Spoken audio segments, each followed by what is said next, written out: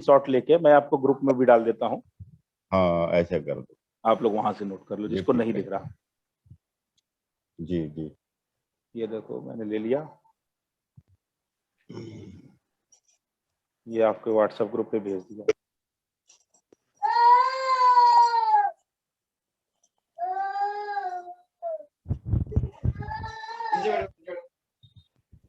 ये देखिए किसी और भी भैया ने भेज दिया, बहुत बढ़िया किया, दोनों ग्रुपों में आ गया। ठीक है, अच्छा सबको सामने चार्ट है, सबने बना लिया? अपने सर D9 को भी बनाना है? नहीं नहीं, केवल राशि चक्र को बस। जी। अब आगे फलित करें। देखिए किसी को ना समझ में आए, ना बना पाए, कोई समस्या हो तुरंत बताए, क्योंकि आगे निकल जाएंगे तो फिर वापस बैक गियर लगाना पड़ेगा। ठीक है, तो अभी क्या है, अब देखिए इनका चार्ट बनाते हैं हम लोग, उपेंद्र जी का। तो उपेंद्र जी के चार्ट के अनुसार चंद्रमा वृश्चिक लगन में है ना जी?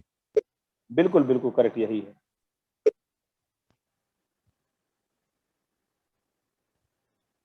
बना लिया जी, चलो। शनि मंगल सूर्य बुध।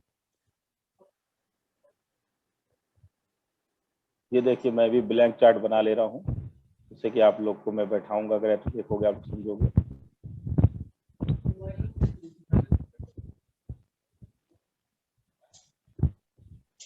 ये देखिए मेरी कुंडली तैयार हो गई। अब चलते हैं, शुरू करते हैं। उपेंद्र सर आपकी आज की डेट में एज कितनी है? 58 रनिंग, 58 चल रही है। 58 चल रही है। तो अभी सब लोग ध्यान से देखेंगे, सभी ग्रहों के हिसाब से चलेंगे। तो हम लोग स्टार्ट करते हैं, चंद्रमा लग्न में है तो चंद्रमा 16 साल चलता है। तो 16 साल के हिसाब से चंद्रमा कहाँ पहुंचा? 16 ये 48, 16 चौके 64। म्यूट करके रखिए, चौथे कौन है? चौथे फोर्थ हाउस में आ गया जी मेरे ख्याल।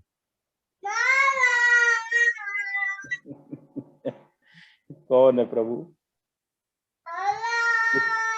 इसके बच्चे हल्ला मचा रहे, सभी लोग म्यूट कर लीजिए। ओ बेटे उधर चलो, आवाज आ रही है तेरी उधर, चलो वो भी उधर चलो। पढ़ाई कर रहा है। ये खुश हो रहा है, अभी दादाजी क्लास लगा रहे। हाँ चल बेटे उधर हमने खींच ला यार उधर। जी। जी तो 16 से 48 साल, देखिए इधर स्क्रीन पे सब लोग ध्यान दें, सब लोग ध्यान दें। जी। जब चंद्रमा 16 साल एक हाउस में रहता है तो 16 साल लग्न में रहा इनके, 32 साल यहाँ रहा, 48 साल में तीसरे हाउस में रहा, और 48 साल के बाद चौथे हाउस में आ गया। जी। ठीक, तो हमने मून को यहाँ बैठा दिया। ठीक, चंद्रमा हो गया, चंद्रमा यहाँ बैठ गया। अच्छा राशियां डाल ले, राशियां नहीं बदलती हैं, राशियों की स्थापना कर लें आप लोग, करना है वैसे ही। देखिए राशियां वही रहेंगी, राशि वही रहेगी जी, 5वीं सिंह राशि में आ गया नहीं चंद्रमा अब। एक मिनट बस कर रहा हूँ। हाँ तो सिंह राशि चौथा भाव ही तो है। हाँ जी वो उसी में आ गया। हाँ तो राशियां बाकी सारी डाल लें, और भाव की भी। जी 2 3 4। बहुत आवाज आ रही है पीछे से बच्चे की। हाँ नहीं आवाज आ रही है, बट मैं उधर जाऊंगा फिर। सब आप लोग आप ही म्यूट कर दो ना, एडमिन जो बनाया है उसने सबको म्यूट कर दो ना। मैं इसकी स्क्रीन शेयर मैंने कर लिया, इसलिए म्यूट करने के फिर से बैक जाना पड़ेगा। चलिए म्यूट, नहीं मैं अंदर कमरे में बंद हो गया जी। चलिए मैंने कर दिया, लीजिए आपको, आप टेंशन आपका खत्म हो गया, आपको म्यूट कर दिया। ठीक है, ये 6 हो गया, ये 7 हो गया, 8 9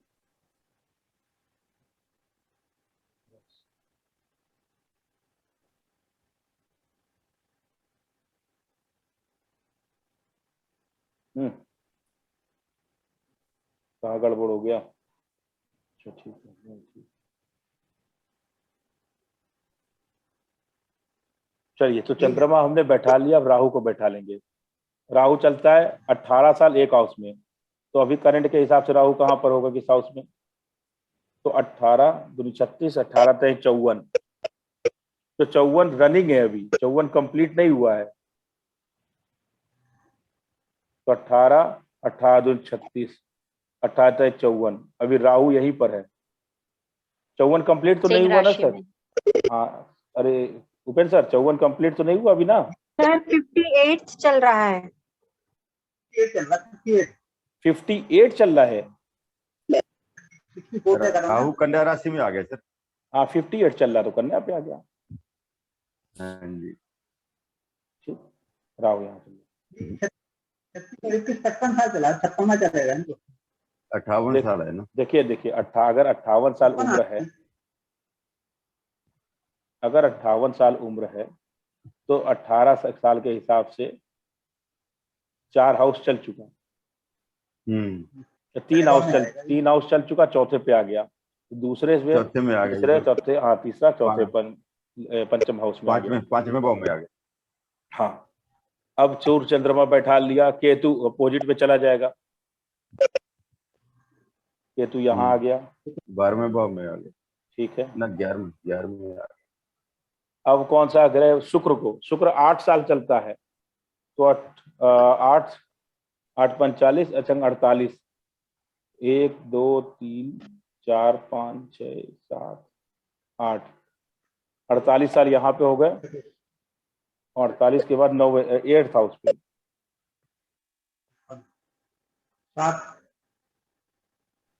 सर एक डाउट था। हाँ हाँ पूछिए। तो 7th हाउस में आएगा ना?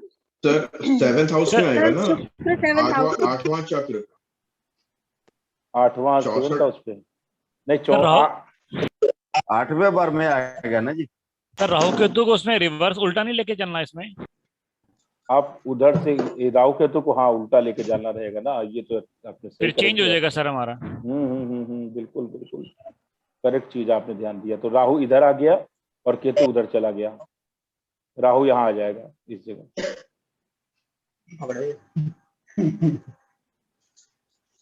हम लोगों ने उल्टा घूमा सीधा सर ये घुमा कैसे दिया। किया, ये समझ में नहीं आया सर। तो भाई राहु उल्टा चलता है ना, 3 में है तो 3 2 1 12 11 10 ऐसे चलेगा राहु ना, जी सर। और केतु इनका 9 में है तो 9 8 7 ऐसे चलेगा। तो इधर से राहु को 4 घर लाना, तो 1 2 3 4 ले आए, बराबर ही आ गया, ये ऐसे ही आ गया। सर एक बार रिपीट कर दीजिए दोबारा शुरू से। शुरू से। हाँ राम राम जी से शुरू करते हैं, चलिए राम राम जी। नहीं, राम राम राम। राम कर दीजिए सर, चंद्रमा से शुरू कर दीजिए एक बार। देखिए चंद्रमा एक भाव में 16 साल रहेगा, तो 16 साल के हिसाब से गणित लगाइए। अब इनकी उम्र लिख देते हैं, एज जो है आज की तारीख में 58 वर्ष है। ठीक है, तो सभी ग्रहों को 58 वर्ष के अराउंड में बैठाना है कि कौन सा ग्रह कहां पर है। समझ में आया आपको?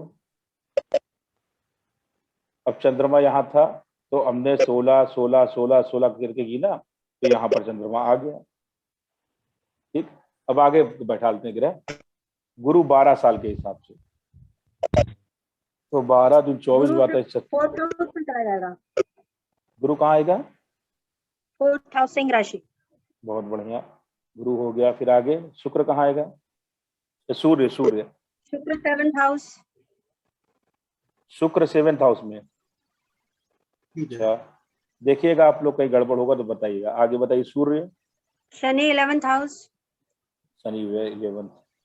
ओहो, आनंद ही आनंद है। अच्छा, और सूर्य, सूर्य सूर्य बुध, बुध सिंह राशि में। बुध भी सिंह में आ गया। जी। हम्म, सूर्य मिथुन में। सूर्य मिथुन में आ गया। हमारे सारे ग्रह बैठ गए। कोई ग्रह बाकी बचा? 1 2 3 4 5 6 8 9। ठीक है, सब मंगल complete। मंगल मंगल बच गया। सर हाँ, बुध का कितने हाँ। ईयर का है? बुध का है 10 साल का। Okay sir. हाँ, मंगल, मंगल देखते, मंगल 28 साल चलता है, तो मंगल 28 के बाद वो भी यही आ गया साथ में। मंगल नहीं सर मेष में आएगा। 28 दूनी 56 मंगल के बाद 12वें भाव अच्छा, में 58वां चल रहा है ना। हाँ, तो यहाँ आ गया। 12वें भाव में आ गया। 12वें में आया, 12वें में। तो अब सोचो, देखो स्थिति कितनी अच्छी हो गई इनकी। 30 साल की उम्र से 60 साल की उम्र तक राजयोग है इस चार्ट पर। शनि 11वें भाव में राजयोग कारक होता है। राहु, अब पहली बात तो 11वें भाव का मतलब समझो आपको। जो 11वां भाव होता है वो एक सामान्य सिद्धांत है ज्योतिष का कि सभी ग्रहों का शुभ फल देता है।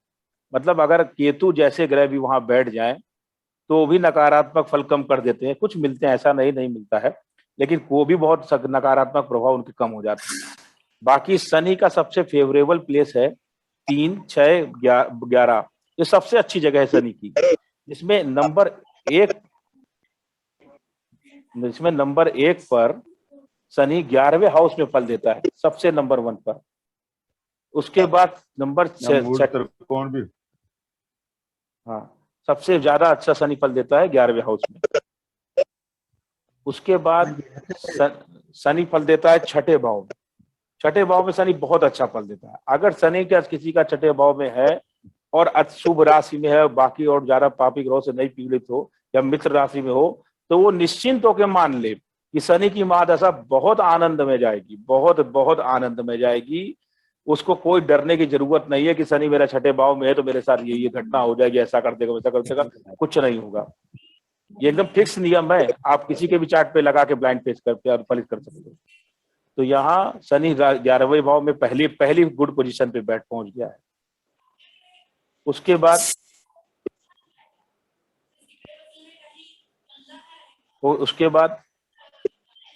सर आवाज रुक गई है आपकी। हेलो, आवाज आ रही है? हाँ जी, आ रही है जी, आ रही है।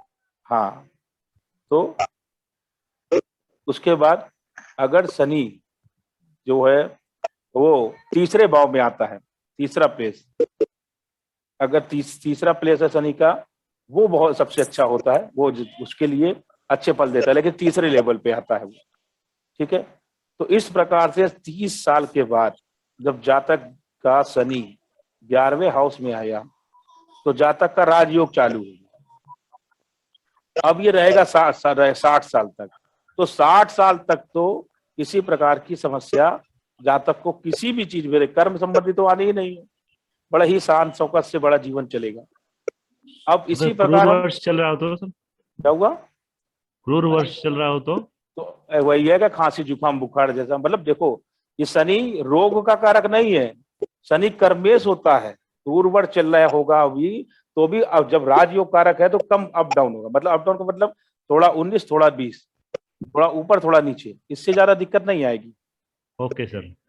मतलब ऐसा कोई बहुत बड़ा समस्या नहीं आएगा कि आप लोग कहो कि अरे ये क्या हो गया, है ना। जहां तक परेशान हो, ऐसा कुछ नहीं होगा। उसके बाद इनका बाकी ग्रहों को देखते हैं। अब जैसे कि इनके बाकी ग्रह को ले लीजिए, सूर्य को ले लीजिए या मंगल को ले लीजिए, जिसको भी ले लीजिए। मंगल इनका 12वें भाव में है। तो अब मंगल किस उम्र में आया 12वें भाव में?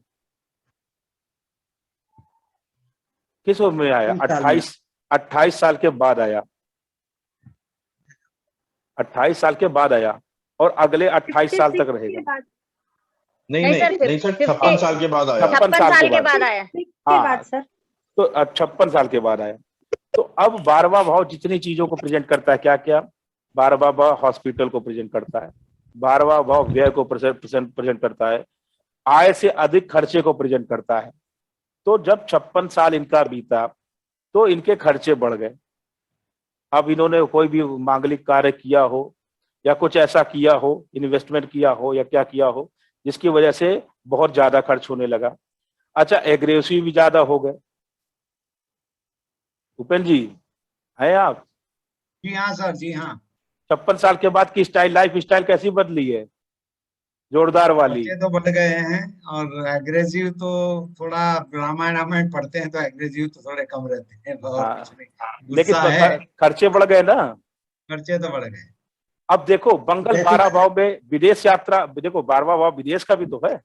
12वां भाव हॉस्पिटल का भी है, 12वां भाव क्या नाम है मानसिक चिंता का भी है, 12वां भाव निद्रा का भी है। तो अब नींद भी कम आएगी, ज्यादा एक्टिव रहेंगे, दिमाग ज्यादा एक्टिव चलेगा इस समय। रात को लेट सोने और सुबह जल्दी उठ जाना शुरू हो गया है। सही है, ऐसा ही है ना? सही है सर। प्रभु एकदम, आप तो एक्सपर्ट हो, आप लोग सारे लोग जानते हो ज्योतिष को अच्छे से। आप लोग को मैं वास्तविक बता रहा हूं कि अगर आप ईमानदारी के साथ इस चार्ट को अपना बना करके अपने अपने पास और आप लोग उसको फलित करेंगे तो निसंदेह इतने अच्छे परिणाम मिलेंगे जो अकल्पनीय होंगे। मतलब आप खुद नहीं गेस कर सकते हो कि इतना बढ़िया सटीक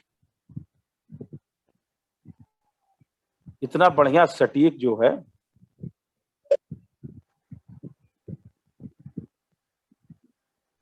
क्या फलित कैसे आ रहा है।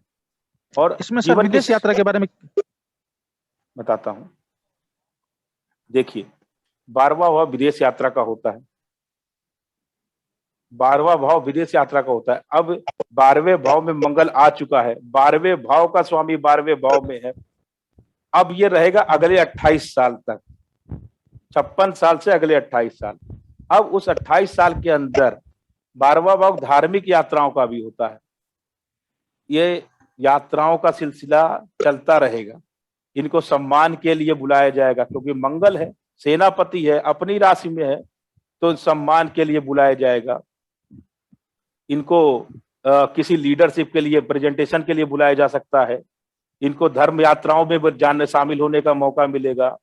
इनको विदेश यात्राओं का भी मौका मिलेगा। अगर इन्होंने पासपोर्ट बना के प्रयास किया तो उसका भी अवसर प्राप्त होगा, तो घूमने का अच्छा। और वो भी पहाड़ों में, मैक्सिमम कहाँ पे, जहाँ पे पहाड़ों की संख्या ज्यादा है, जहाँ पे जंगलों की संख्या ज्यादा है, उन स्थानों का आनंद लेने का शुभ अवसर प्राप्त होगा। अब थोड़ी सी समस्या कहाँ शुरू होगी, जब शनि 60 साल के बाद 12वें भाव में पहुंच जाएगा और मंगल शनि मिल जाएंगे तो मंगल शनि का द्वंद्व हो जाएगा वहां। और जब मंगल शनि का द्वंद्व हो जाएगा तो जो नींद थोड़ी बहुत आ रही है 4-5 घंटे की, वो भी उड़ जाएगी। तो 2 बजे सोएंगे और 3 बजे खड़े हो जाएंगे। क्या फिर क्या होगा? ये कसम में फंस जाएंगे। क्या फंस जाएंगे? देखो मंगल शनि जहां नकारात्मक है वहीं सकारात्मक भी है। आदमी के अंदर इतनी एनर्जी पैदा कर देंगे कि ये जबरदस्ती पकड़ के दूसरे के साथ एनर्जी ट्रांसफर करेंगे। मतलब उस 60 साल के बाद इनके पास जो बैठ गया उसको इतना ज्ञान ये पिला देंगे पटक करके कि वो भाग जाएगा, कहेगा आप गुरुजी के पास नहीं आना।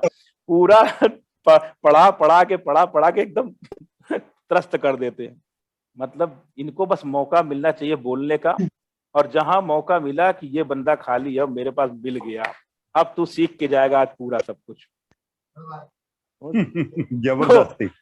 जबरदस्त वो भागता रहेगा। अरे बैठो इधर, कहाँ जा रहे हो, इधर आज तुमको पराशर ऋषि बना भेजेंगे इधर।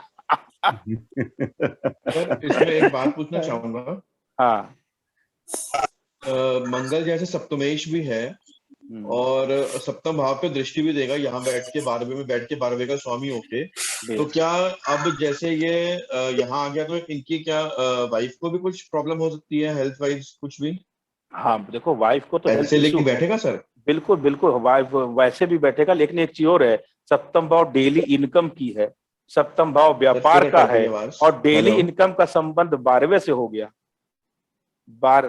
डेली इनकम का संबंध 12वें से हो गया, तो विदेश से भी धन यहाँ प्राप्त हो सकता है। डॉलर आएंगे, डॉलर की तैयारी है। सर जी आपने कहा शनि 60 साल में मंगल को ये हो जाएगा 12वें भाव में, लेकिन मंगल भी तो ट्रांजिट करेगा ना? अरे प्रभु 28 साल बाद करेगा ना, अभी 56 में तो आया है। 74 में करेगा बाद। हाँ 56 से 28 साल तक रहेगा, तब तक शनि और मंगल मिलके कितनों का बैंड बजा देंगे। सर ये 12वां पाओ बिस्तर सुख का भी होता है, 7वां पाओ उसका भी हाँ होता तो है। इसीलिए तो बोला बिस्तर सुख का, नींद ही नहीं आएगी। मंगल शनि इतना टेंशन दे देंगे कि नींद उड़ जाएगी। जो 4-5 घंटे आ रही वो भी खत्म। प्रेम का कैसे जाएगी जिंदगी? प्रेम कहाँ होगा? प्रेम तो शनि और मंगल जब मिलेंगे तो प्रेम खत्म कर देंगे ना। ये तो प्रेम, ये तो सन्यास जगाते। देखो शनि क्या है? साधु है, सन्यास है, योग है, साधना है, ज्ञान है, अध्यात्म है, एकाग्रता है, एकांत है, शांति है, वन है, गुफा है, मतलब जो विचित्र चीजें हैं अध्यात्म संबंधी। तो शनि जब वहां जाएगा तो शनि क्या करेगा? जी बताइए, राहुल जी कुछ पूछना चाह रहे हैं। सर जी एक क्वेश्चन पूछना है। पूछिए। सर ये जो जन्म के जो ग्रह है उनके साथ उनका योग नहीं होएगा कुछ?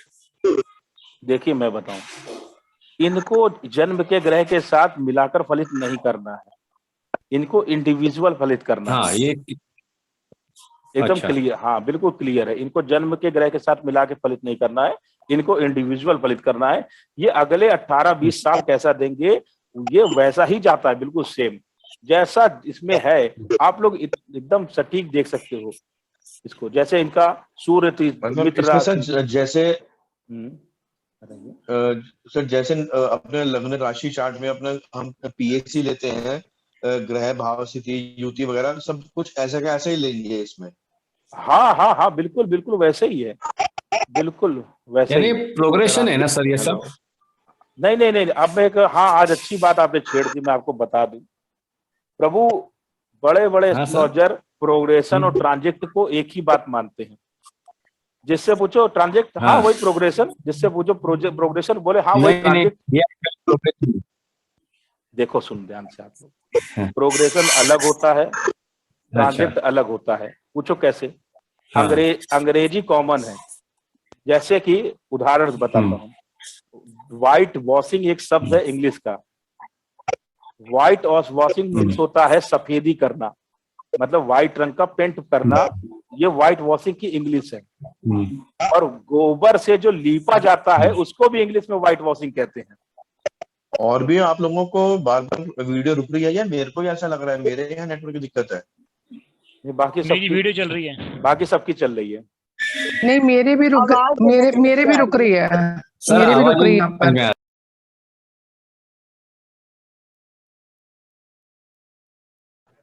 हाँ वही प्रॉब्लम आ रही है। आवाज आ रही मेरी? आवाज आ रही है आप लोगों को? अब आ रही है सर। होता है कभी कभी, मौसम खराब होता है।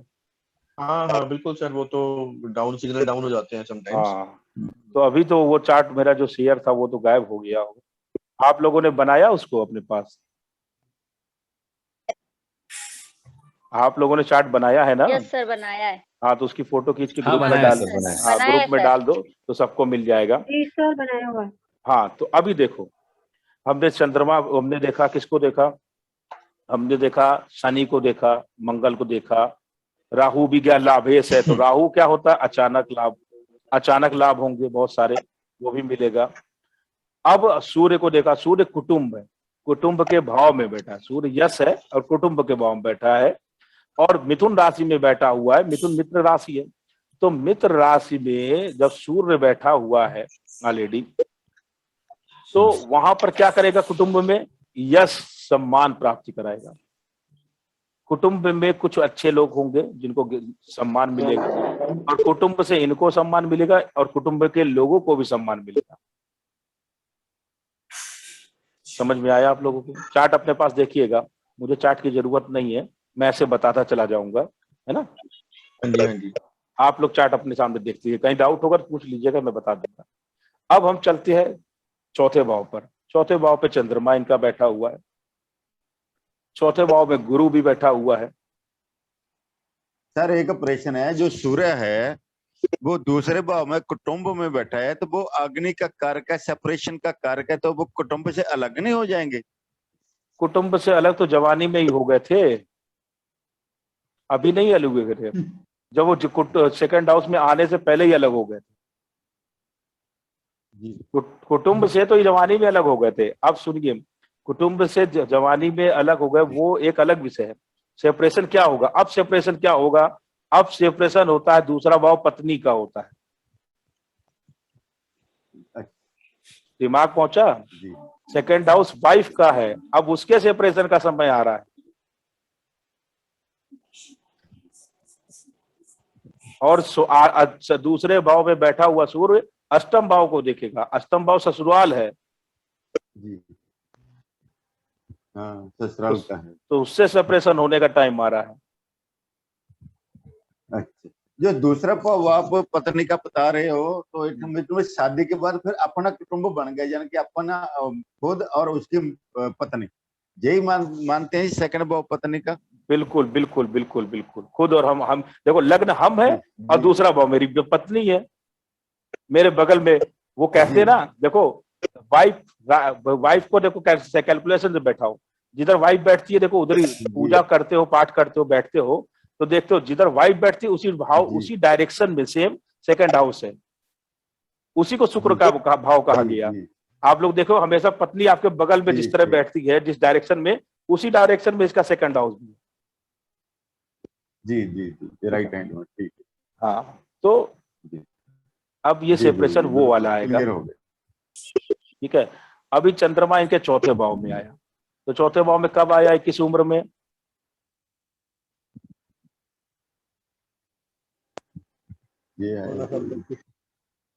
चौथे भाव में 16 साल के हिसाब से 48 के बाद, और 48 साल बाद आ गए, 48 के बाद। ठीक है, कुंडली आप लोगों के पास है, इसको कुंडली आप लोगों के पास है, इसकी शेयरिंग स्टॉप कर दूं? ठीक है, चलिए, तो 48 साल के बाद आ गया। अब चंद्रमा जब 48 साल के बाद आया और कब तक रहेगा, कब तक रहेगा? 48 से 16 कितने हुए? 64 साल तक। चंद्रमा जब का नियम है, आप लोगों ने पढ़ा है ज्योतिष में, कि कोई भी ग्रह जब अपने ही भाव में आ जाता है तो अपने भाव में आने के बाद वो परिणाम कम देने लगता है, धीमा देने लगता है, बहुत अच्छे परिणाम बहुत जल्दी नहीं देता है। चौथे भाव में जब चंद्रमा आएगा तो परिणाम कम कर देगा, चंद्रमा के परिणाम कम हो जाएंगे, जितने भी चंद्रमा के कारक तत्व हैं वो सारे कम हो जाएंगे। चंद्रमा क्या है? Liquid gas. हाँ, भावेश भावस भावम नाशम, भाव का स्वामी भाव का ही नाश करता है। ठीक, तो वहां चंद्रमा बहुत अच्छे परिणाम नहीं देगा, वहां औसत परिणाम देगा खाली। दूसरा ग्रह चंद्रमा के साथ कौन सा है? बुध है, गुरु है। गुरु। अच्छा, एक विशेष बात आप लोगों को बताता हूँ, जिन दुनिया भर के जितने भी एस्ट्रोलॉजर है, गुरु चंद्रमा की युति को कौन सा योग मानते हो? गज केसरी योग। गज केसरी योग। हाँ, क्या गुरु और चंद्रमा की युति गज केसरी योग का फल देती है? नहीं देगी सर, नहीं देती है। गुरु चंद्रमा की युति अपमान योग बनाती है। बराबर। ऐसे जिसके चार्ट पर गुरु चंद्रमा साथ में हो वहां अपमान योग बनता है, मतलब आदमी गलती करे चाहे ना करे उसके ऊपर कोई ना कोई आरोप लग जाएगा, इन्होंने ही किया है, इन्हीं की वजह से हुआ है। को घर वाले ही कह दे, को रिश्तेदार ही कह दे, कोई भी लगाया, मतलब उसके ऊपर एलिगेशन जबरदस्ती का लगना ही लगना है, फिक्स है, किसी भी प्रकार का एलिगेशन लग सकता है। गज केसरी योग हजारों चार्ट पे मिलेगा, और हजारों में आप देखोगे न जाने कितने दरिद्र होंगे जिसके पास खाने के लिए नमक रोटी नहीं होगी। तो सर इसको अच्छा योग कैसे बताया गया है सर? देखिए सिंटेक्स गज अच्छा योग तो कॉमन सेंस वाले बात लगा दी। गुरु शुभ ग्रह है, चंद्रमा शुभ ग्रह है, दो शुभ ग्रहों की युति अच्छी मानी जाती है, ये ज्योतिष का बेसिक रूल है। अगर पाप ग्रह की दृष्टि नहीं होगी तो नहीं, पाप ग्रह देखे चाहे ना देखे उससे कोई मतलब नहीं है। अगर इस युति पर किसी पाप ग्रह की दृष्टि नहीं भी है तो भी ये अपमान दिलाएगा जीवन में। अगर किसी के भी चार्ट पे बैठा हो तो आप देख लो कि आप कर करके किसी के लिए कितना भी त्याग, परेशान हो जाओ, कितना भी त्याग कर दो जीवन में, लोग उसके त्याग को मानते नहीं है, बोलते तुमने किया क्या मेरे लिए। जिसके भी चार्ट में गज केसरी बना हो सब लोग अपने चार्ट खोल के देखते सबके साथ। सही है सर, बिल्कुल। ये मेरे एक जानकार की कुंडली में है, छठे भाव में। जी सही, एकदम सही है सर, मेरे बच्चे के चतुर्थ भाव में।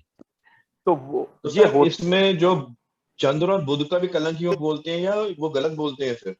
देखो चंद्र बुध जो है वो कैरेक्टर वाला कलंक है। अच्छा, वो ठीक है, समझ गया। हाँ, और चंद्रमा और गुरु वाला वो कैरेक्टर वाला नहीं है, वो हमको इतनी मेहनत करके, मालूम मैं इतनी मेहनत इतना प्रयास लगा के आपको पढ़ा रहा हूँ और आप कह दो अरे सर आपने क्या पढ़ाया, आज तक कुछ पढ़ाया ही नहीं आपने, आपने खाली बेवकूफ बनाया। तो भैया मेरी मेहनत पानी हो गई ना। हाँ, करेगा फल नहीं मिलता। ठीक है जी। कोई पूछना चाहता कुछ? राहुल जी पूछिए। नमस्कार सर। राम राम जी, बताइए। भगवान राम के कुंडली में भी चंद्रमा बृहस्पति साथ साथ लग्न में बैठे, कहाँ कुछ मिला उनको भी कुछ? देख लो। आप बताओ, इससे बड़ा उदाहरण कहाँ दे पाऊंगा मैं कि भगवान राम की कुंडली में भी ऐसा योग था और वही हुआ, अपमानित हुए, कल उनके ऊपर से लगा। तो ये प्रैक्टिकल है। देखो है क्या, मैं बताऊं हुआ क्या था। मैंने कहा ना, हमारी ज्योतिष जो है, जो वैदिक ज्योतिष है बेसिकली, वो जब हमारे 1000 साल 750 साल पहले नालंदा विश्वविद्यालय में आग लगाई गई और जो उसके बाद का पीरियड था ना, तो आपको मालूम होगा, आपने अगर हिस्ट्री पढ़ी है तो अंग्रेजों में वाईएस रॉय हुआ करते थे। तो अंग्रेज ने मास्क ला का नाम नियम सुना ना, मार्क कैलारेस एक वो था, अंग्रेज था, उसने मास्क ला अंग्रेजों का बनाया। मास्क ला का नियम था कि छनन का सिद्धांत। छनन का सिद्धांत मतलब मैं अपने नौकर को इंग्लिश सिखाऊंगा, वो अपने नौकर अपने नीचे वाले को इंग्लिश सिखाएगा, वो अपने इंग्लिश नीचे वाले को इंग्लिश सिखाएगा। इस तरह पूरा देश इंग्लिश बोल भारत का सीख जाएगा। कोई कोचिंग सेंटर की जरूरत नहीं है, हम अपने साथ वाले को सिखाएंगे, वो अपने आप अपने जरूरत पड़ेगी आगे सिखाएगा। तो ये मास्क ला बोला जाता है इसको। उसी टाइम पीरियड में एक वाईएस राय को अंग्रेजों ने रिपोर्ट किया कि आप संस्कृत सीखें, संस्कृत सीखने के बाद ज्योतिष विद्या सीखें, और ज्योतिष विद्या सीखने के बाद क्या हम करेंगे, सारे धर्म ग्रंथों में आग लगा देंगे, सारी ज्योतिष विद्या में आग लगा देंगे, और फिर जो हम क्रिएट करेंगे वो लोग पढ़ेंगे। तो उन्होंने क्या किया, सिंटेक्स एरर डाले। सिंटेक्स एरर क्या, जाति धर्म से संबंधित श्लोक बना के डाल दिए, धर्म संबंधी श्लोक गलत गलत बना के डाल दिए, जाति संबंधी गलत श्लोक बना के डाल दिए, ज्योतिष के आधे जरूरे उल्टे पुल्टे गलत सलत फार्मूले डाल दिए, गलत कैलकुलेशन डाल दी। अब उन्होंने क्या की, एक पूरा जितना लिटरेचर उन्होंने डिस्ट्रॉय किया था उतना ही लिटरेचर दोबारा जनरेट किया, लेकिन कैसा, अपनी अकॉर्डिंग, अपनी सिंटेक्स एरर के हिसाब से बना दिया और बना के मार्केट में डिलीवर कर दिया। अब क्या हुआ, मार्केट में मिल गया, लोगों को क्या पढ़ने से मतलब, वो आम लिखा है, इमली लिखा है। वैसे भी देखा जाए ऐसा तो चंद्रमा बृहस्पति में संबंध अच्छा कैसे हो सकता है? तो अपना जो इंडियन मैथोलॉजी है उसमें चंद्रमा तो बृहस्पति का कैसा है संतान? देखो है क्या, तो नहीं वो तो बुध ग्रह है, बृहस्पति की पत्नी। हाँ, बृहस्पति की पत्नी चंद्रमा है, दोनों की संतान बुध है। हाँ, तो वो कैसा संतान है, तो उससे भी तो उसका संबंध बढ़िया नहीं होना चाहिए ना, ऐसे भी संबंध अच्छा नहीं। वो तो अलग हो, वो सब सारे वही सारी चीजें हैं। जब मैथोलॉजी देखो तो है क्या चीज, मतलब कुल मिला के इतने सारे सिंटेक्स इधर भरे हुए ना ज्योतिष के अंदर कि भाई अगर बैठ के छांटे जाएंगे तो जीवन बीत जाएगा। इसलिए जो मुख्य विषय है हमको उसको समझना है। अब मैं इतने साल मेहनत करके लाया आपको, अब आप लोग भी लगाइए 20-20, 30 साल पढ़िए, उसका सिंटेक्स छांटिए और फिर डेवलप करिए। तो ये चीजें हैं। तो हम चलते अपने मुख्य चार्ट पर, अब आगे वाले प्लेनेट को देखते हैं। सर इसमें दृष्टि योग वगैरह यूज करना है क्या, युति वगैरह जो? नहीं, कुछ नहीं। सिंपल, जितना सिंपल चलेंगे उतना यानी जो हाँ, बस जो ग्रह जहाँ बैठा है उसको कंसीडर कर लीजिए, आप वैसे ही बहुत अच्छा फलित कर लेंगे। बस अच्छा, राशि और भाव के कारतत्व को यूज करना है इसमें, बस मेन बेसिकली यही है। ओके, बेसिकली बढ़िया जी फिर तो। हाँ, अब देखिए आगे चलते हैं। हमने शनि देखा, मंगल देखा, राहु देखा, सूर्य देखा, चंद्रमा देखा, गुरु देखा। अब कौन सा ग्रह बचा? पंचम भाव में बुध आया था। पंचम भाव में बुध और केतु आया था। अब पंचम भाव किस चीज का है? प्रेम का, संतान ना। अरे संतान विद्या, संतान विद्या तो संतान पैदा हो गई, अब संतान जवान हो गई, संतान का टेंशन खत्म। अभी क्योंकि केतु तो अब आया है ना पंचम में गोचर करके। भाई संतान हुई 28 साल की उम्र में, और केतु आया अब इस उम्र में जाकर के 18 साल करके, तो संतान कहाँ से देखेंगे। और शिक्षा ली थी इन्होंने, कक्षा 5 की पढ़ाई की थी जमाने पहले, तब केतु कहाँ था। मंत्र सिद्धि का भी है। हाँ देखो, बेसिकली पंचम भाव जो होता है वो प्रेम का है।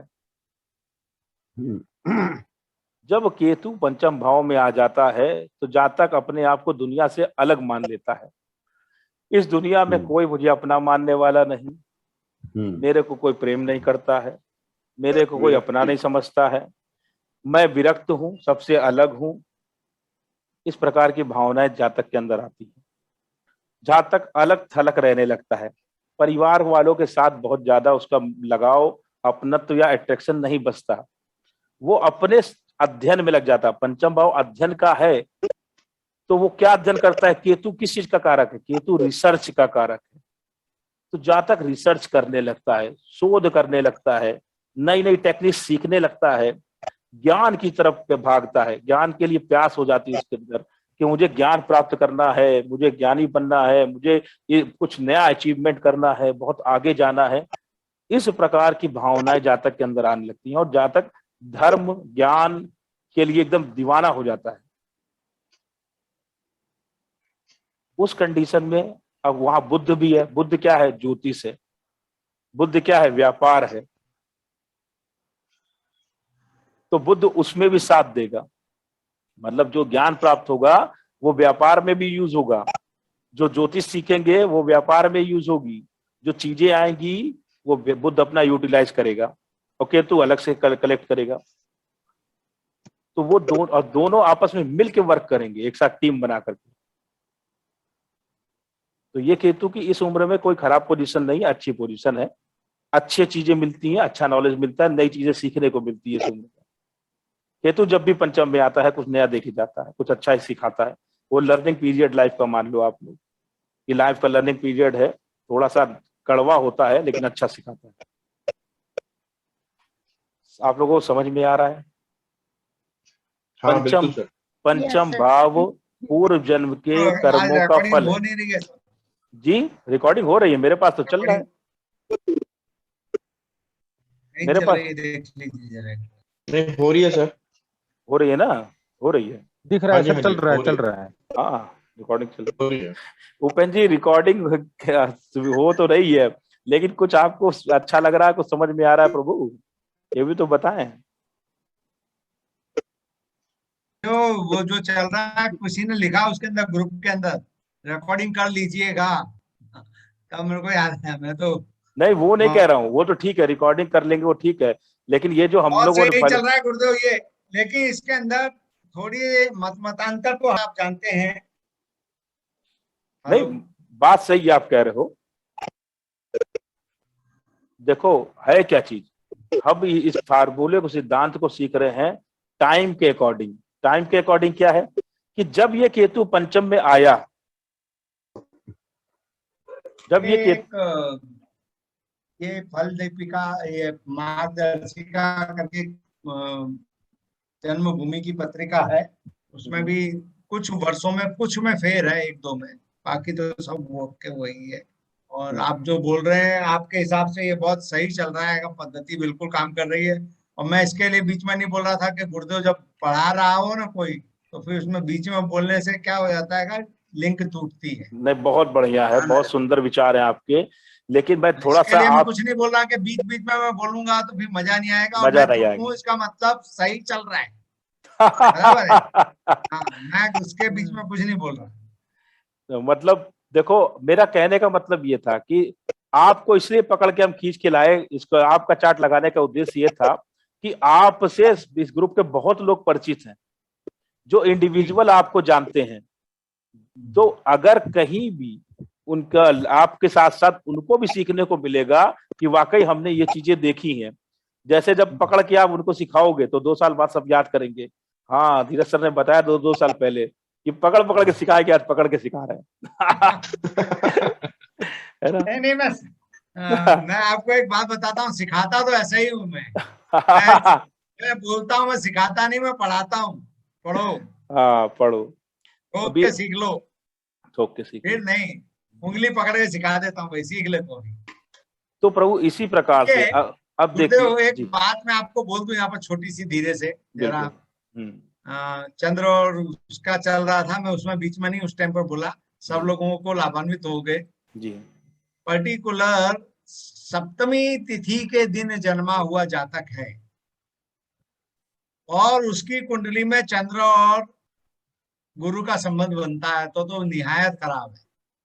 मतलब खराब में खराब है उसका, हाँ वो खराब से खराब है। उस दिन दोनों, उसकी चंद्र की राशि भी दग्ध है और गुरु की राशि भी दग्ध है। 4 और 9 दोनों राशियां दग्ध होती हैं उस दिन। इसके लिए दोनों दग्ध राशियों की वजह से अच्छा, दोनों दग्ध राशियां एक चीज थोड़ा सा बताइए कि वाकई में थोड़ा सा अब इस समय आप विरक्त हैं परिवार से? जी हाँ, मैं काफी विरक्ति में हूँ। विरक्ति मतलब केतु रिजल्ट दे, विरक्ति में, बहुत केतु विरक्ति में, रिजल्ट विरक्ति मतलब रियल में विरक्ति में। हाँ समझ गया, मतलब केतु रिजल्ट दे रहा है जबरदस्त। रहने को तो रहना पड़ता है। छत के नीचे रहने वाले, एक छत के नीचे 2 शत्रु रहते हैं, उनका नाम होता है दाम्पत्य जीवन। लग्नेश और सप्तमेश कभी मित्र नहीं होते। हाँ, लग्नेश सप्तमेश मित्र नहीं होते बिल्कुल, क्योंकि वो तो मार्केश हो गया ना सप्तमेश लगने का। बराबर। अच्छा, तो सप्तमी तिथि के दिन कर्क और धनु राशि दग्ध हो जाती है। इसके लिए सप्तमी तिथि के दिन जन्मा हुआ जातक हो तो चाहे चंद्र और गुरु का कितना भी अच्छा योग बनेगा तो वो तो नहीं बनेगा। और इसके अलावा जो अंकन शास्त्र में भी गुरु का एक लिखा हुआ आर्टिकल है, अंकन शास्त्र के अंदर आश्लेषा नक्षत्र में जाकर आप देखोगे तो आश्लेषा नक्षत्र में जाकर कोई दोनों की युति बनती है तो वहां पर अच्छी परिस्थिति बन जाती है। इस तरह की बातें हैं। फिर कभी अपने बैठेंगे किसी दिन, ओपन चर्चा में रहेंगे, और भी बात करेंगे। अभी तो हम आपकी, आज तो हम आपकी कुंडली के लगे हुए हैं और अब फोकस आपकी कुंडली पर है।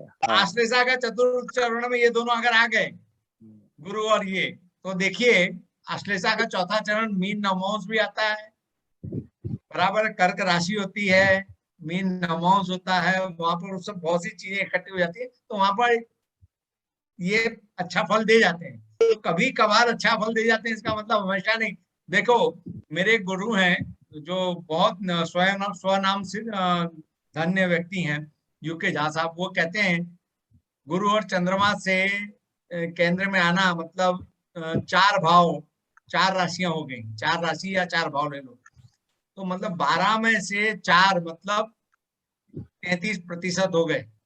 अगर 33% लोग अपने देश के अमीर हो जाएं तो क्या बाकी के 66% को खींच के नहीं ले जाएंगे? एक एक आदमी 2-2 को भी नहीं खींच पाएगा। तो ये वही बात है, मैंने यही मोरल स्टोरी यही बताई से, मतलब जो ये भ्रम था आज मेरे को खत्म करना इसलिए जरूरी था कि मैं बहुत सालों से सुनता हूँ, जो भी वैदिक एस्ट्रोलॉजर मिलेंगे, लाल किताब वाले मिलेंगे, अरे गज केसरी है, गज केसरी है, जातक करोड़पति बनेगा, इस प्रकार के उद्देश्य को लेकर चलते हैं। तो वो डाउट करना, खत्म करना वो बहुत जरूरी था कि गलत डायरेक्शन में अध्ययन ना हो, गलत डायरेक्शन में ना सीखे। गलत बात ही गलत, सही बात है, सही बात। सबसे आगे चलो हाँ, सबसे मुख्य बात है कि सीखने के साथ साथ भ्रम खत्म हो जाए हमारे। हाँ जी, हाँ जी। अब हम चलते हैं अपने आगे अगले प्लेनेट पर। उपेंद्र जी वल्लभ बिल्कुल प्रसन्न हो गए हैं अपना फलित सुन करके। चलिए 7वें भाव पर चलते हैं। इनके 7वें भाव पे कौन सा ग्रह है? शुक्र है। हाँ, अब शुक्र, वही कहानी हो गई, शुक्र अपने भाव में आ गया। जब अपने भाव में आ गया तो अपने भाव का नाश कर दिया, जिसका 2 लाइनें इन्होंने उदाहरण स्वरूप में अभी पेश की है। बताइए उपेंद्र जी ने स्थिति क्या है? शुक्र अपने ही भाव में, 7वां भाव जो है पत्नी का है।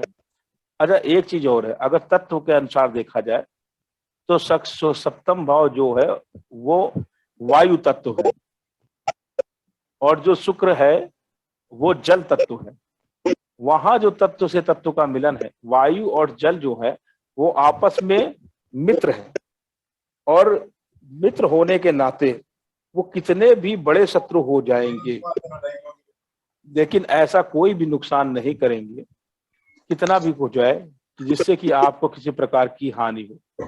वो आपको हानि नहीं होने देंगे किसी भी प्रकार का। समझ में आ रहा आप लोगों को? अगर किसी को ना समझ में आए तो जरूर पूछे।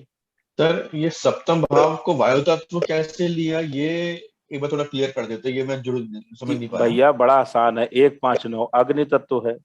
अच्छा हाँ सॉरी, 3 7 11, अरे बिल्कुल मैं कोई और ही दुनिया। है ना।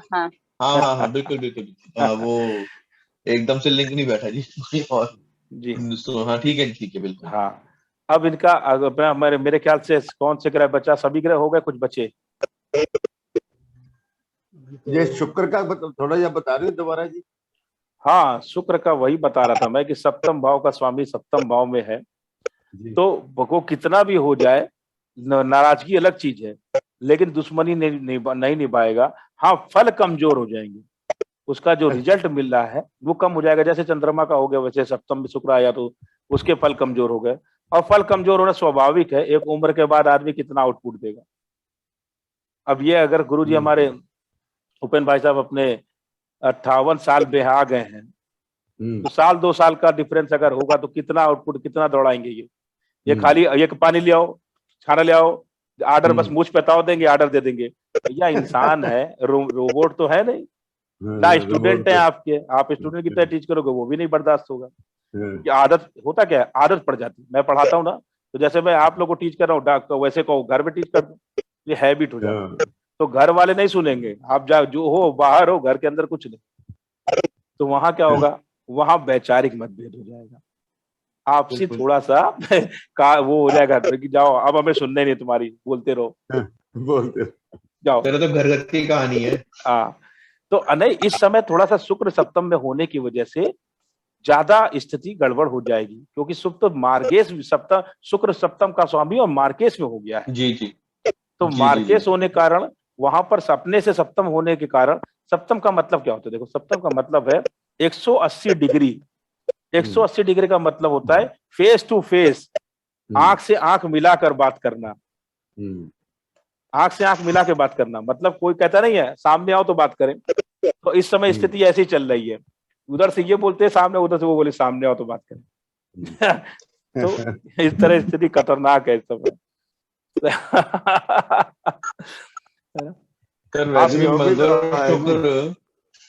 मंगल और शुक्र की स्थिति षडाष्टक योग में भी आ रही है जी। मंगल मेष में, और भैया मैंने कितना सामान्य आपको बताया, कहीं कुछ मत वो तो लेना ही नहीं। हाँ वो तो लेना ही नहीं है, सॉरी। हाँ बस आम खाइए आप, पके हुए आम का अचार बनाएंगे तो सड़ जाएगा, कच्चे आम का अचार बनता है, पके हुए आम का अचार कैसे बनेगा। तो ये पका हुआ आम मैं दे रहा हूँ, कच्चा का कोई काम नहीं। तो यहाँ केवल फल लीजिए, मतलब आप अपने चार्ट पर बैठे देखिए, अभी समझ में आ गया होगा आप लोगों को। आप लोग क्या होमवर्क है, अपनी कुंडली लीजिए और बनाइए और देखिए कि आपके जीवन में क्या क्या चेंज आ रहे हैं, क्या क्या संबंध बन रहे हैं, क्या क्या फलादेश आप लोगों का हो रहा है। और जो डाउट्स होंगे ग्रुप में रखिए कि सर ये डाउट है, वो डाउट्स आपके क्लियर हो जाएंगे, मैं बता दूंगा। कोई भी और बाकी जो लोग हैं जो जानकार है, उपेंद्र जी हैं जानकार, वो बता देंगे कोई अगर डाउट होगा तो। गुरु जी एक बात है सर। जी जी जी सर ये पूछना था कि अगर कोई ग्रह कुंडली में नेटल चार्ट में अगर वक्री है तो उसको अपन को उल्टा गिनना है क्या? नहीं सीधा गिनना है, सीधा उल्टा नहीं गिनना है। देखो राहु केतु जन्म जन्मांतर उल्टे चलते हैं। Yes sir. और उसके पीछे बहुत बड़ा लॉजिक है, इतना बड़ा लॉजिक है कि खाली राहु पे बोलूंगा तो रात बीत जाएगी, राहु नहीं खत्म होगा, पूरी रात पार हो जाएगी, लेकिन राहु के बारे में तो चर्चा नहीं खत्म होगी। इसलिए उसको छोड़, आप मान लो कि राहु केतु जन्मांतर से हैं। जो ग्रह करंट में वक्री होते हैं ये तो कर्मों का पेंडेंसी है, इन्होंने वादा किया और निभाया नहीं, तो वो जो कर्मों की पेंडेंसी है वो इस जन्म में कंटिन्यू है, उसको नहीं देखेंगे हम। जो ग्रह स्वाभाविक रूप से सीधा चलते हैं उनको सीधा ही काउंट करेंगे। ठीक है सर, थैंक यू सर। एक डाउट है गुरु जी। जी हेलो। हाँ हाँ बोलिए बोलिए, सुन रहा हूँ जी सर।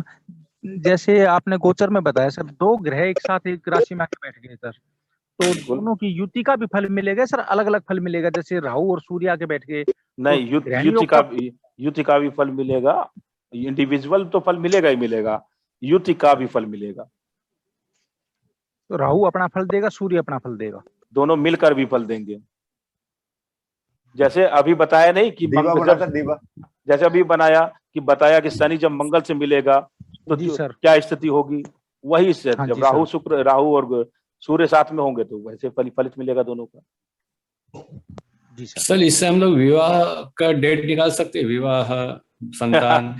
आप सोचो 18 साल का हम फलित कर रहे हैं एक भाव को देख के, तो वही पूछ रहा 18 हूँ।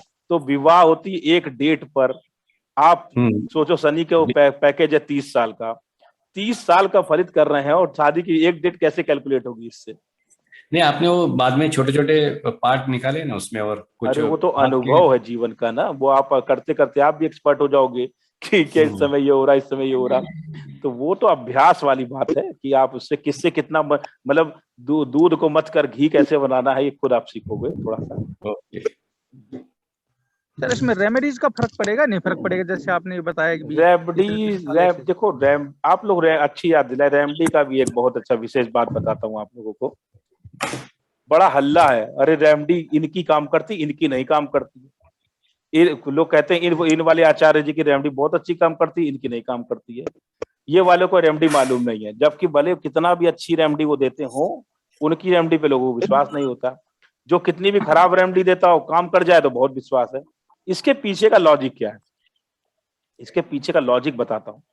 देखो एक लॉजिक होता है कि रेमडी कुछ भी दे दो, उठा के मट्टी किसी को हाथ में पकड़ा दो वो भी रेमडी है, किसी को जमीन से मट्टी दे दी वो भी रेमडी है।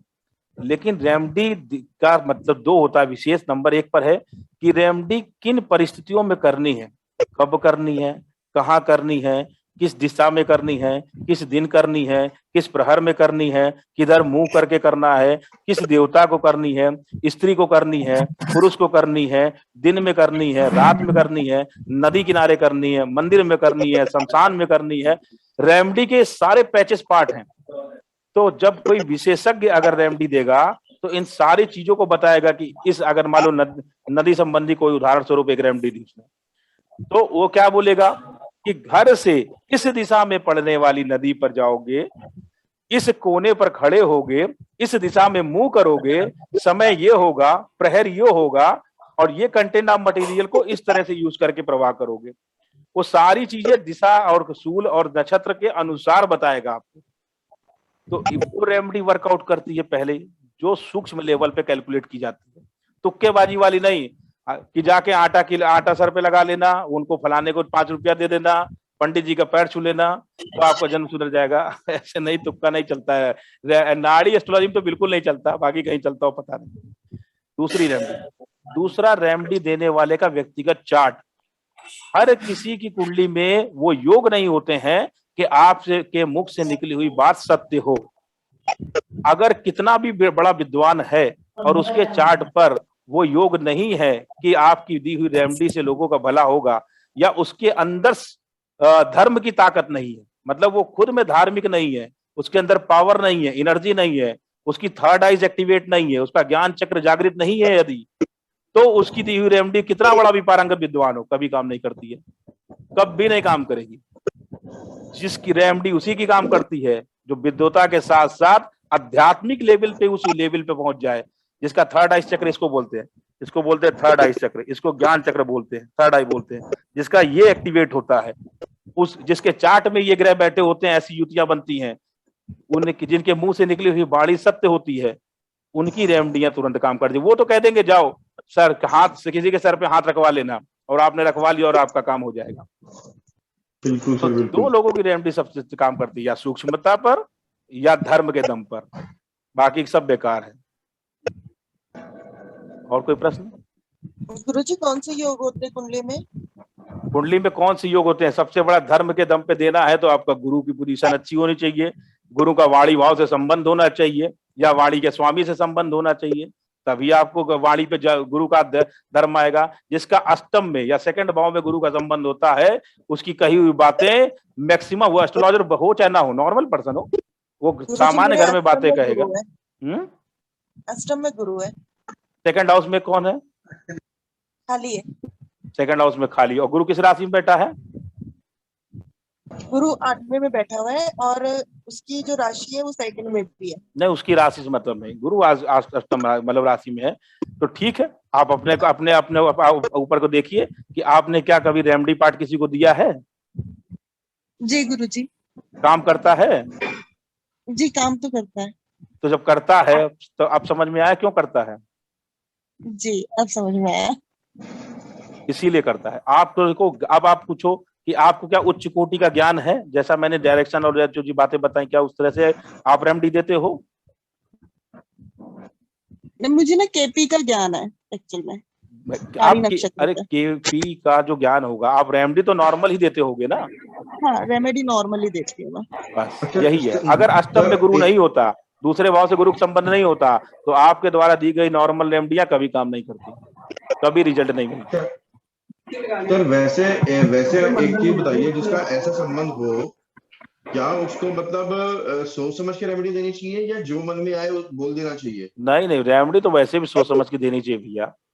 रेमेडी बिना सोच समझ कैसे दे सकते हो आप? ये तो एक बात बता रहा हूँ कि वो आपको सपोर्ट मिल जाता है। सपोर्ट का मतलब भाई भगवान की ब्लेसिंग्स है हमारे ऊपर, इसका मतलब कहीं भी जाके गुंडे ही करोगे, ऐसा नहीं है ना। उस चीज को संभालना है। मेरे उच्च का गुरु है जिसके दूसरे भाव पे दृष्टि है जी, और मतलब कर्क का गुरु है और दूसरे भाव वृश्चिक पे दृष्टि है, तुला लग्न है जी मेरा।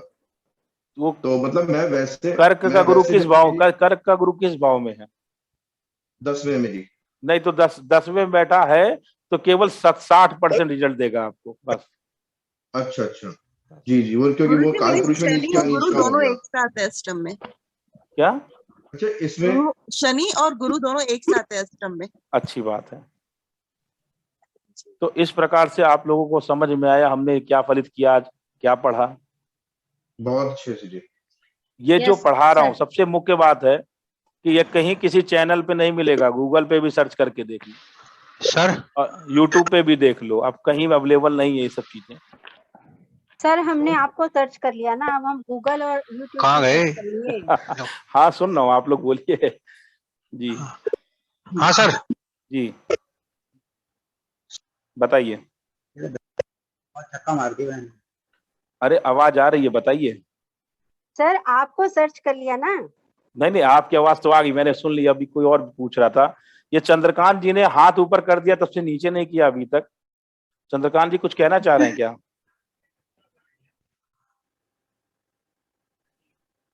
चलिए, है नहीं। हेलो जी गुरुजी, मेरे 11वें भाव में मंगल और गुरु है सिंह लग्न में, तो बहुत क्या मेरी बढ़िया है। रेमेडी सफल करेंगी सर? नहीं, कभी नहीं करेगी भैया, कभी नहीं करेंगी। सर गुरुजी, जी बताइए। सर मेरे 4 ग्रह हैं अष्टम भाव में। बहुत अच्छी बात है। शुक्र, गुरु, बुध और सूर्य। हाँ, गुरु पीड़ित है आपका ना प्रभु। चलिए, गुरु सिंह में।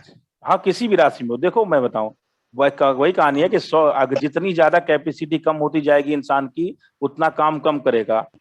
आपका गुरु देखो 4 मतलब चौपट हो गया, जहां भी 4 बैठते हैं वहां चौपट हो जाता है। अच्छा अच्छा। तो आपके गुरु की जो कैपेबिलिटी थी वो उन 4 के साथ मिलकर के बहुत कम हो गई। अच्छा अच्छा। लेकिन आप कर सकते हो कब? जब अध्यात्म के लेवल पे इतने ऊपर चले जाओ, अपने आप को इतना डेवलप कर लो कि आपका अध्यात्म इतना ताकतवर हो जाए कि आपको डेवलप कर दे, आगे लेके चला जाए, आपका गुरु इतना रिजल्ट देने लगे। Hello sir. ठीक है, कृपा है। जय श्री राम सर। सर जी। हाँ पंकज जी बताइए। 2 और 8 पे गुरु नहीं हो और किसी का 11वें या 5वें या 10वें में हो, तो उसका रेमेडी नहीं काम करेगा, तो उसके लिए क्या है? उसके लिए ये है कि धर्म करे, अध्यात्म करे और गुरु के उपाय करे, गुरु को मजबूत करे, गुरु की माला का जप करे और इतनी एनर्जी जनरेट कर ले कि थर्ड आइज एक्टिवेट हो जाए उसका ज्ञान चक्र, और वो आशीर्वाद दे तथास्तु, और सामने वाले का तथास्तु हो जाए। पर तीसरे उसको थर्ड आई करने के लिए भी तो उसको यानी वो साधना ने वो करनी पड़ेगी ना। हाँ तो उसके बिना